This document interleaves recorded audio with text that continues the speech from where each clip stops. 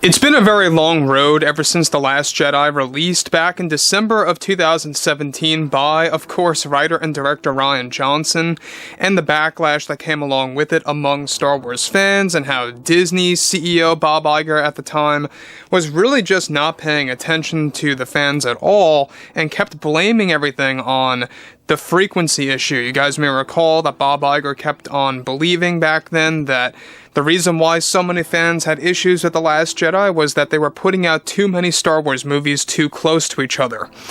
This is Mike Zero. Subscribe if you're new, and like this video to see future Star Wars updates. I'm also on Twitter at Mike01. I thank you also very much for the great kind support.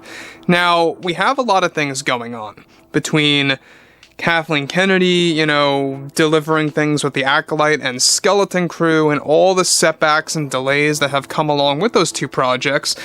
But it also brings us to another big thing involving, of course, Luke Skywalker, and exactly what Jon and Dave are about to do by reversing the character's death in an upcoming mystery series we're going to be talking about in just a second. Now, as you all know, we've been talking about this subject on and off for the past couple of months on exactly what Jon and Dave's plan really is to reverse Luke Skywalker's death using a brand new Force power that's going to be a very controversial piece among many Star Wars fans out there for valid reasons. And we're going to be going over some of the updates and exactly how this exactly, Force power really works, where it's utilized, and how it's going to have specific limits to it all. And these storyboards, by the way, that have been created for the post-Episode 9 series that takes place well after the events of the Rey movie that's going to actually be planned to come out in 2026, maybe late 2025, but I digress. With Disney and Lucasfilm preparing to make more announcements at D23 later this year. However, it's described that one of the big plans that is moving forward by Jon and Dave has a lot to do with reversing Luke Skywalker's death in Star Wars canon in a way that may come across as controversial to the audience, is intended to be used in an upcoming post-Episode 9 series. That one of the big plans through multiple storyboards that have been completed by both Jon and Dave for this new mystery series that will take place 25 years later, after the events of Episode 9 and 10 whole years after the planned Rey-focused Star Wars movie, is set to bring Luke back to life as flesh and blood through a new-found power of the Force that will be presented to the fans. Now, this is noted to be a Force power originally from George Lucas, that almost happened for Obi-Wan Kenobi in the original script of Return of the Jedi, that uses the power of the wills to revive oneself into the mortal world again, and return from the netherworld as flesh and blood for a temporary time, to help balance the Force in a dire time. Now, Dave Filoni is changing things up, and it's described to be writing the power as holding a connection to the world between worlds. Now, this is where it gets a little crazy and odd, so let's dive into the details. Where one's spirit, aka a Force ghost, can borrow one's body from a different point in time and drag that body into the present for a temporary time to help balance the Force. So let me just, explain this in greater depth. So basically what they are doing here, and what they plan to do with this newfound power that's going to be applied in the post-Episode 9 series, again, this is something that Jon and Dave are testing the waters with, to really figure out if it's going to be too much, if it's going to be too overboard for fans.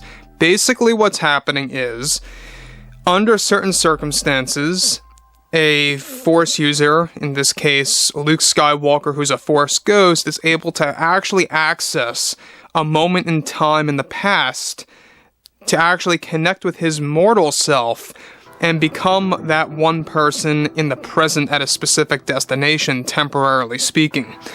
I don't know about you guys, but I'm really starting to believe that this may not connect with a lot of fans. It sounds cool, I will be honest, but it may be a little bit too much for Star Wars. It comes across as something that may not work in the Star Wars franchise, but then again, if you guys dive into Star Wars Legends, there are endless amounts of Force powers like teleportation and all these crazy things that got a little wild.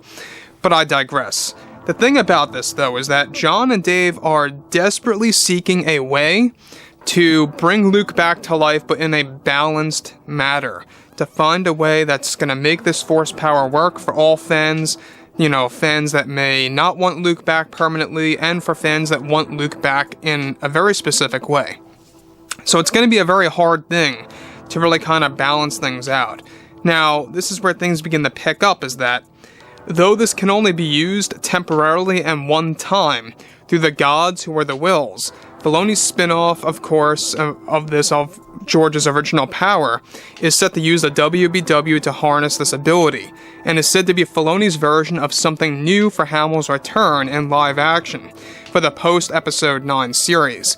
Filoni is creating a new Sith Lord villain to become a very great threat against the New Jedi Order era, and that this is where they plan to bring Luke back into action again in this specific equation.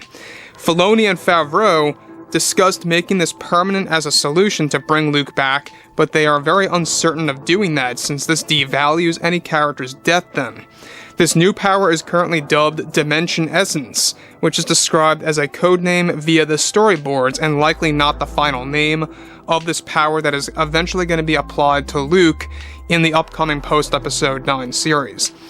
Now, again, I know a lot of fans did not like the Force projection technique by Luke because it killed him essentially, and Rian Johnson literally used a dark side power from Legends and turned it into a light side power, basically. So when you think about stuff like this, we have a lot of moments where Luke is applying all of these different, avenues to actually utilize the ways of the Force to help those that are in great need, and such as the New Jedi Order era, by the way, is basically all post-Episode 9 content. This is something that Jon and Dave want to expand on, and how they really want to build on top of that. Now again, like I said before, they're using, and their plan, this is currently just being storyboarded right now, is that their plan is to use the world between worlds where a Force ghost or a spirit, such as Luke's, can access a moment in time. For example, maybe Luke at a specific point in time before the events of The Force Awakens, and access that part of his body at that point in time and drag that body to the present, temporarily speaking. Very odd, I will say, but it might work for a lot of fans out there. I'm not quite sure how I can really make about this right now. It almost comes across like they're very desperate to do anything that they can to bring Luke back in a way that may satisfy some fans. Again, maybe this will work if the execution is worked out very well and it just doesn't come across as too cheap or too sloppy. They really have to make sure that this makes a lot of sense, that there are some ground rules to how you can use this ability so that nobody else can just use it at the flip of a dime, right?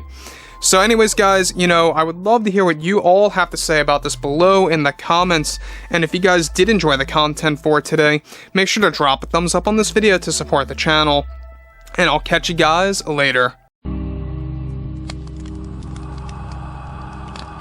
Gun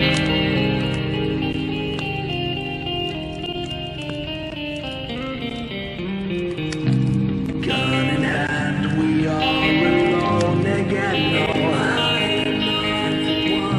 From night to moon, we hear them moans again.